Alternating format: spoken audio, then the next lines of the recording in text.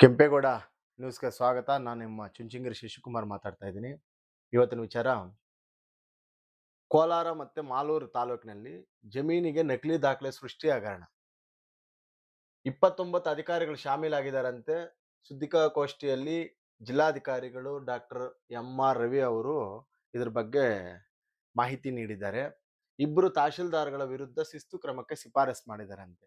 ಅವ್ರನ್ನ ಸಸ್ಪೆಂಡ್ ಮಾಡಲಿಕ್ಕೆ ಇಬ್ಬರನ್ನ ತಹಶೀಲ್ದಾರ್‌ಗಳನ್ನ ತೆಗಿಬೇಕು ಕೆಲಸದಿಂದ ಅಂತೇಳಿ ಅವರು ಶಿಫಾರಸು ಮಾಡಿದಾರಂತೆ.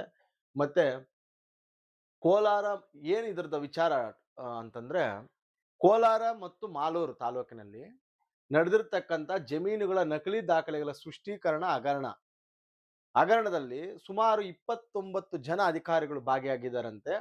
ಇಬ್ಬರು ತಹಶೀಲ್ದಾರ್‌ಗಳು ಸೇರ್ಕೊಂಡು ಇವ್ರ ವಿರುದ್ಧ ಜಿಲ್ಲಾಧಿಕಾರಿಗಳು ಅವ್ರನ್ನ ಅವ್ರ ಮೇಲೆ ಶಿಸ್ತು ಕ್ರಮ ತಗೋಬೇಕಂತ ಹೇಳ್ಬಿಟ್ಟು ಸರ್ಕಾರಕ್ಕೆ ಅವರು ಮನವಿ ಸಲ್ಲಿಸಿದ್ದಾರೆ. ಮತ್ತೆ ಜಿಲ್ಲಾಡಳಿತ ಭವನದಲ್ಲಿ ಮಂಗಳವಾರ ಸುದ್ದಿಗೋಷ್ಠಿ ನಡೆಸಿರ್ತಕ್ಕಂತ ಮಾತನಾಡಿದ ಅವರು, ಕಂದಾಯ ಮತ್ತು ಸರ್ವೆ ಇಲಾಖೆಗಳಲ್ಲಿ 2021ರಿಂದ 2020ರ 4ರ ತನಕ ಅವಧಿಯಲ್ಲಿ ನಡೆದಿದೆ ಅಂತಕ್ಕಂಥ ಒಂದು ಬೃಹತ್ ನಕಲಿ ದಾಖಲೆಗಳ ಸೃಷ್ಟಿ ಮತ್ತು ಸರ್ಕಾರಿ ಕಡತಗಳ ನಾಪತ್ತೆ ಪ್ರಕರಣ ಈ ತಾಲೂಕ್ ಪಂಚಾಯತಿಗಳಲ್ಲಿ ಈ ತಾಲೂಕ್ ಆಫೀಸ್ಗಳಲ್ಲಿ ಈ ಯಗಣಗಳು ಸಮುದ್ರದಲ್ಲಿ ಕೂಡ ಇರಲ್ಲ, ಈ ತಿಮಿಂಗಳಿಗಿಂತ ಹೆಚ್ಚಿಗೆ ಇದಾವೆ ತಿಂತಕ್ಕಂಥದ್ದು. ಆ ಮಟ್ಟಕ್ಕೆ ತಿಂತಕ್ಕಂಥ ಅಧಿಕಾರಿಗಳು ಆ ಒಂದು ಇಲಾಖೆಯಲ್ಲಿ ಇದ್ದಾರೆ, ಕಂದಾಯ ಇಲಾಖೆಯಲ್ಲಿ. ಮತ್ತೆ ಕಡಿತಗಳನ್ನ ನಾಪತ್ತೆ ಮಾಡ್ತಕ್ಕಂಥದ್ದು. ಈಗ ದರ್ಖಾಸ್ತ್ ಕಮಿಟಿಯಲ್ಲಿ ಕೆಲವರು ಫೈಲ್ಗಳು ಸಿಗಲ್ಲ ಅಂತಾರೆ. ಯಾಕಂತಂದ್ರೆ ಅವ್ರು ನಾಪತ್ತೆ ಮಾಡಿರ್ತಾರೆ. ಆ ಈ ಕಡತಗಳನ್ನ ಕಳೆದಾಕ್ತಕ್ಕಂಥದ್ದು, ಆ ಜಮೀನುಗಳನ್ನ ಬೇರೆಯವ್ರಿಗೆ ಮಾಡ್ತಕ್ಕಂಥದ್ದು ಕೆಲಸಗಳು ಕೂಡ ಈ ಕಂದಾಯ ಇಲಾಖೆಯಲ್ಲಿ ನಡೆದಿರುತ್ತೆ. ಸಂಬಂಧಿಸಿದಂತೆ ಲೋಕಾಯುಕ್ತ ತನಿಖೆ ಕೂಡ ಚುರುಕುಗೊಂಡಿದೆ ಈ ಒಂದು ಹಗರಣಕ್ಕೆ ಸಂಬಂಧಪಟ್ಟಂತೆ. ಈ ಬಹುಕೋಟಿ ಜಮೀನುಗಳ ಬೆಲೆ ಬಾಳ್ತವಂತ ಜಮೀನುಗಳು ನಕಲಿ ದಾಖಲೆಗಳ ದಂಧೆಯಲ್ಲಿ ಒಟ್ಟು 29 ಜನ ಅಧಿಕಾರಿಗಳು ಸಿಗಾಕೊಂಡಿದ್ದಾರೆ, ಶಾಮೀಲಾಗಿದ್ದಾರೆ ಅಂತ ಹೇಳ್ಬಿಟ್ಟು ಜಿಲ್ಲಾಡಳಿತ ಗುರುಸಿದೆ. ಆ ಪೈಕಿ 3ರನ್ನು ಅಮಾನತುಗೊಳಿಸಲಾಗಿದೆ. ಪ್ರಕರಣದ ಮಾಹಿತಿ ನೀಡುವಲ್ಲಿ ವಿಳಂಬ ಧೋರಣೆ ಅನುಸರಿಸಿರ್ತಕ್ಕಂಥ ಕೋಲಾರ ಮತ್ತೆ ಮಾಲೂರು ತಹಶೀಲ್ದಾರ್ಗಳ ವಿರುದ್ಧ ಶಿಸ್ತು ಕ್ರಮ ಜರುಗಿಸುವಂತೆ ಸರ್ಕಾರಕ್ಕೆ ಶಿಫಾರಸು ಮಾಡಲಾಗಿದೆ. ಈ ತಹಶೀಲ್ದಾರ್ಗಳು ಕೂಡ ದಂಡಾಧಿಕಾರಿಗಳು ಕೂಡ ಯಗಣ ತಿಂತವಲ್ಲ ಹಂಗ್ ತಿಂದಿರ್ತವೆ, ಈ ಉಗ್ರಾಣದಲ್ಲಿ ಯಗಣ ತಿಂತವೆ.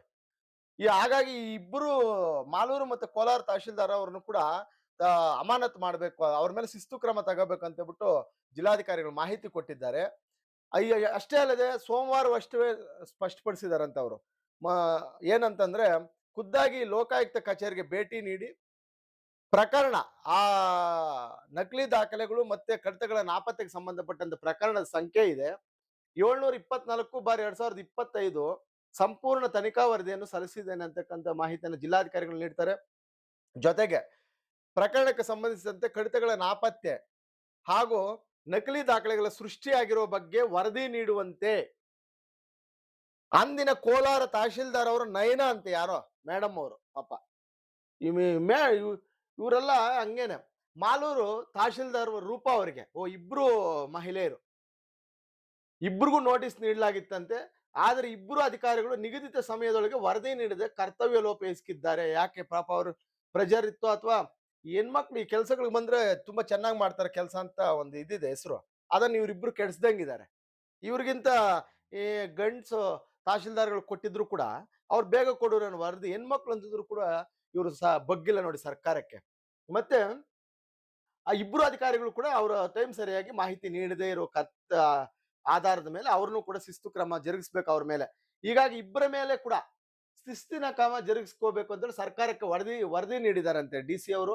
ಜೊತೆಗೆ ಹಗರಣದಲ್ಲಿ ಸುಮಾರು 29 ಜನ ಭಾಗಿಯಾಗಿದ್ದಾರೆ. ಕಾಮಸಮುದ್ರಂ ವೃತ್ತದ ಕಂದಾಯ ನಿರೀಕ್ಷಕರ ಆಗಿರ್ತಕ್ಕಂಥ ಜಮೀರ್ ಬಾಷಾ ಅಂತಕ್ಕಂಥವ್ರು, ಜಮೀರ್ ಪಾಷಾ, ಮಾಲೂರು ವೃತ್ತದ ಕಂದಾಯ ನಿರೀಕ್ಷಕರಾಗಿರ್ತಕ್ಕಂಥ ಬಿ.ವಿ. ಅರುಣ್ ಕುಮಾರ್ ಅಂತಕ್ಕಂಥವ್ರು ಕೂಡ ಒಬ್ರು, ಪ್ರಥಮ ದರ್ಜೆ ಸಹಾಯಕರಾಗಿರ್ತಕ್ಕಂಥ ಕೆ ರಾಮಮೂರ್ತಿ ಅವರು.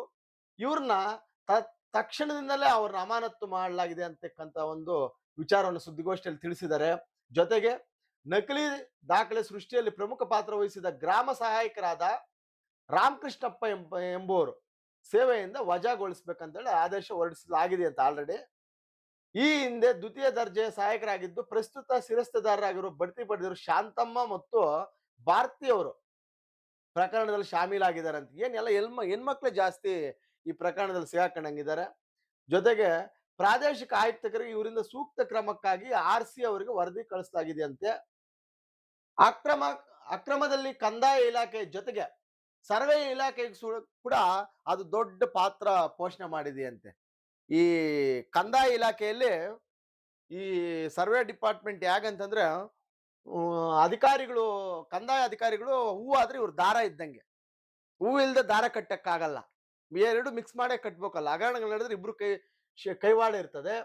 ಜೊತೆಗೆ ಇಲ್ಲೇನಾಗಿದೆ, ಭೂ ದಾಖಲೆಗಳ ಸಹಾಯಕ ನಿರ್ದೇಶಕರು 4 ಮಂದಿ ಸೂಪರ್ವೈಸರ್‌ಗಳು ಸರ್ವೆ ಡಿಪಾರ್ಟ್ಮೆಂಟ್ ಅಲ್ಲಿ, ಮತ್ತೆ 4 ಮಂದಿ ಸರ್ವೇಯರ್‌ಗಳು ಸೇರಿದಂತೆ ಒಟ್ಟು 10 ಅಧಿಕಾರಿಗಳ ವಿರುದ್ಧ ಕಠಿಣ ಶಿಸ್ತು ಕ್ರಮ ಜರುಗಿಸುವಂತೆ ಭೂಮಾಪಕರ ಇಲಾಖೆ ಆಯುಕ್ತರಿಗೆ ಪತ್ರ ಕೂಡ ಬರೆದಿದ್ದಾರಂತೆ ಡಿಸಿ ಅವರು. ಜೊತೆಗೆ 10 ಮಂದಿಯಲ್ಲಿ 4 ಅಧಿಕಾರಿಗಳು ಕೋಲಾರದವರೇ ಆಗಿದ್ದಾರಂತೆ. ಅವರು ಲೋಕಲ್ ಅವರು 4 ಜನ. 6 ಜನ ಬೇರೆ ಕಡೆ ವರ್ಗಾವಣೆ ಆಗಿದ್ದಾರಂತೆ. ಒಟ್ಟು ಇದ್ದರೆ ಆ 4 ಜನ ಕೂಡ, ಸಾರಿ, ಈ 10 ಅಧಿಕಾರಿಗಳಲ್ಲಿ 4 ಜನ ಅಧಿಕಾರಿಗಳು ಕೋಲಾರದಲ್ಲೇ ಇದ್ದಾರೆ ಅವರು. ಈಗ ಇನ್ನು 6 ಜನನ್ನ ವರ್ಗಾವಣೆ ಮಾಡಿದ್ದಾರೆ. ಜೊತೆಗೆ ಒಟ್ಟು 29 ಜನರಲ್ಲಿ ಈ ಮೇಲಿನ ಅಧಿಕಾರಿಗಳನ್ನು ಹೊರತುಪಡಿಸಿ ಇನ್ನು 13 ಅಧಿಕಾರಿಗಳ ಪಾತ್ರದ ಬಗ್ಗೆ ತನಿಖೆ ನಡೀತಾ ಇದೆಯಂತೆ. ಇವರೆಲ್ಲ ಹಲವರು ನಿವೃತ್ತರಾಗಿದ್ದಾರಂತೆ. ಮತ್ತೆ ಇನ್ನು ಕೆಲವರು ವರ್ಗಾವಣೆ ಆಗಿದ್ದಾರೆ. ಈ 13 ಮಂದಿಯ ವಿರುದ್ಧ ದೋಷಾರೋಪಣಾ ಪಟ್ಟಿ ಸಿದ್ಧಪಡಿಸುವಂತೆ ತಹಶೀಲ್ದಾರ್ಗಳಿಗೆ ಗುರುವಾರದವರೆಗೆ ಗಡುವು ನೀಡಲಾಗಿದೆ. ವರದಿ ಬಂದ ತಕ್ಷಣ ಅವರನ್ನ ಲೋಕಾಯುಕ್ತಕ್ಕೆ ಪೂರಕ ವರದಿಯಾಗಿ ಸಲ್ಲಿಸಲಾಗ್ತಕ್ಕಂಥದ್ದು ಅಂತೇಳಿ ಇವರು ಕೋಲಾರ ಜಿಲ್ಲಾಧಿಕಾರಿಗಳು ತಿಳಿಸಿದ್ದಾರೆ ರವಿ ಸಾರು. ಜೊತೆಗೆ 2.7 ಅಂದ್ರೆ ಹತ್ರ 3 ಕೋಟಿಯಷ್ಟು ಆನ್ಲೈನ್ ಕಡಿತಗಳು ಕೂಡ ದಾಖಲೆಗಳನ್ನ ಕಚೇರಿಯಲ್ಲಿ ಕಡಿತಗಳು ನಾಪತ್ತೆ ಆಗಿರೋದು, ಅರ್ಧಾಕಿರ್ತಾರೆ ದುಡ್ಡು ತಗೊಂಡು. ದುಡ್ಡು ಯಾವನ್ ಕೊಟ್ರೆ ಅವ್ನಿಗೆ ಅರ್ಧಾಕ್ತಕ್ಕಂಥದ್ದು ಈ ಕಂದಾಯ ಇಲಾಖೆ. ನೋಡಿ, ಆ ಒಂದು ಇಲಾಖೆ ಅಷ್ಟು ಗೊಬ್ಬಿಲಾಖೆ ಇನ್ನೊಂದಿಲ್ಲ ಅಂತಕ್ಕಂಥದ್ದನ್ನ ಇಲ್ಲಿ ನಾವು ಹೇಳ್ಬೋದು. ಜೊತೆಗೆ ನಕಲಿ ಪುಟಗಳನ್ನು ಸೇರಿಸ್ತಕ್ಕಂಥದ್ದು, ಆ ಒರಿಜಿನಲ್ ಅರ್ಧಾಕ್ತಕ್ಕಂಥದ್ದು, ನಕಲಿಗಳ ಪುಟಗಳನ್ನ ಸೇರಿಸ್ತಕ್ಕಂಥ ದಂಧೆಗಳಿಗೆ ಶಾಶ್ವತ ಬ್ರೇಕ್ ಹಾಕಲು ಜಿಲ್ಲಾಡಳಿತ ಕ್ರಾಂತಿಕಾರಿ ಹೆಜ್ಜೆ ಇಟ್ಟಿದೆ. ಜಿಲ್ಲೆಯ ಎಲ್ಲಾ ಕಂದಾಯ ಕಚೇರಿಗಳ ಕಡಿತಗಳನ್ನು ಕಡಿತದಲ್ಲಿನ ದಾಖಲೆಗಳನ್ನು ಡಿಜಿಟಲೀಕರಣ. ನೋಡಿ, ಒಳ್ಳೆ ಮಂತ್ರಿಗಳು ಬಂದ್ರೆ, ಒಳ್ಳೆ ವ್ಯಕ್ತಿಯನ್ನ ನಾವು ಆಯ್ಕೆ ಮಾಡಿದ್ರೆ ಏನಾಗ್ತದೆ. ಕೃಷ್ಣ ಬೈರೇಗೌಡರು ಮಂತ್ರಿಗಳು ಬಂದಾಗ ಈ ಒಂದು ಕಂದಾಯ ಇಲಾಖೆ ಎಷ್ಟೊಂದು ಬದಲಾವಣೆಗಳು ಬಂತು ಅಂತಂದ್ರೆ ಇದಕ್ಕೆಲ್ಲ ಬೆಸ್ಟ್ ಎಕ್ಸಾಂಪಲ್ ಇದು. ಜೊತೆಗೆ ಈಗಾಗಲೇ ಬರಾಬರಿ 2,07,00,000 ಪುಟಗಳ ದಾಖಲೆಗಳನ್ನ ಸ್ಕ್ಯಾನ್ ಮಾಡಿದಾರಂತೆ, ಮುಗಿಸ್ಬಿಟ್ಟಿದ್ದಾರೆ, ಅದೆಲ್ಲ ಕ್ಲೋಸ್ ಆಗಿದೆ. ಕೋಲಾರ, ಮಾಲೂರು, ಮುನಬಾಗಿಲು, ಬಂಗಾರಪೇಟೆ ಸೇರಿದಂತೆ ಡಿಸಿ ಹಾಗೂ ಎಸಿ ಕಚೇರಿಗಳ ಕಡಿತಗಳ ಸ್ಕ್ಯಾನಿಂಗ್ ಪೂರ್ಣಗೊಂಡಿದೆ.